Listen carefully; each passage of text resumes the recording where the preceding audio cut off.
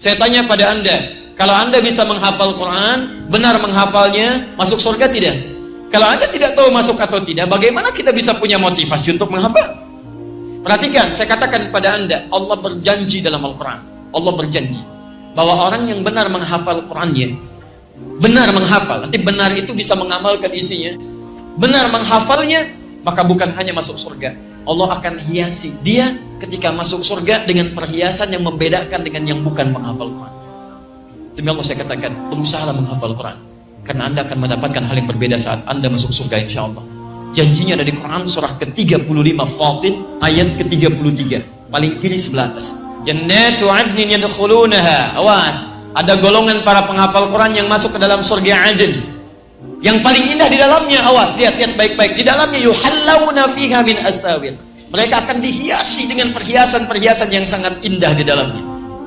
Nanti tafsirnya ada di At-Tirmidzi nomor hadis 2915. Ketika seorang penghafal akan diminta naik ke surga, Masya Allah, maka nanti ada firman yang mengatakan, waqra waqar.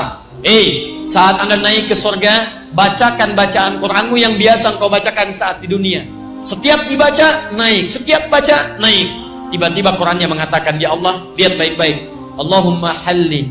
Ya Allah, sebelum naik dia ke surga, hiasi dulu dia. Bedakan dengan yang bukan penghafal. Fayulbasu ilaihi tajul karamah. Maka dipakaikan di kepalanya mahkota kehormatan. Tayyib. Kemudian dipanggil orang tuanya. Sepanjang dia beriman pada Allah, beramal saleh, maka dipakaikan mahkota di kepala kedua orang tuanya sepanjang dia beriman dan beramal saleh. Dipakaikan oleh anaknya langsung. Ingat baik-baik ya, saat orang tua yang lain yang Anda anggap kadang amalannya biasa, pekerjaannya semacam Anda terlihat kecil dalam pandangan Anda, ternyata boleh jadi dia sedang menyiapkan ahli surga di kehidupan nanti. Ketika dipakaikan di kepalanya, Qurannya mengatakan lagi, Allahumma zidhu. Ya Allah, tolong tambahkan pada penghafal Quran, bedakan dengan fasilitator.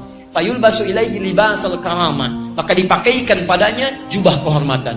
Maka naiklah dia ke dalam surga. Perhatikan, ketika dia naik ke dalam surga itu disebutkan jannatu adnin. Ketika dia naik ke surganya, maka diteruskan. Buka Quran surah ke-13 ayat 23 sampai 24. Dari mana Ustadz tahunya bisa membawa kedua orang tuanya? Bukan hanya orang tua, pasangannya dibawa. Jadi kalau suami penghafal Quran, istrinya beramal soleh, istrinya diajak oleh suaminya. Kemudian anak cucunya beramal soleh, diajak juga semuanya. Lihat-lihat kalimatnya, Quran surah 13 ayat 23. Kalimatnya sama awalnya. Jannatu adnin yadkhulunaha wa man salaha min abaihim wa azwajihim wa dzurriyyatihim. Ada ayatnya? Masya Allah. Jadi kesimpulannya, penghafal Quran masuk surga tidak? Sepanjang dia mendekat pada Allah Subhanahu wa ta'ala, mengamalkan isi Qurannya, menghafal dengan benar. Bukan hanya masuk, dia dapat perhiasan dan dikunjungi oleh malaikat di setiap pintu surga. Sampaikan ayat ke-24-nya.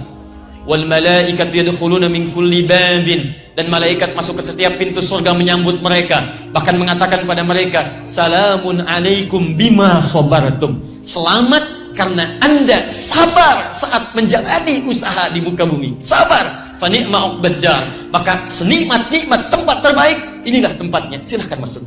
Baik. Jadi kesimpulannya, ketika Anda ingin masuk surga dengan cara menghafal Quran, ada yang masuk surga dengan cara tahajud, makanya dibuka babu tahajud. Ada yang ingin masuk surga dengan berpuasa, makanya dibuka pintu ar-rayyan, pintu orang puasa. Jadi ketika nanti Anda di akhirat, Anda dipanggil, hei ahli puasa, pintunya manggil ar-rayyan. Di begitu masuk, ughliqat, ditutup.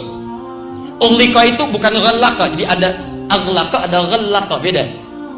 Kalau ghallaka, nutupnya pelan-pelan, sehingga masih bisa ngintip. Perhatikan baik-baik. Ughliqat, ditutup. Kalau aghlaqa pakai hamzah itu seketika, tutup.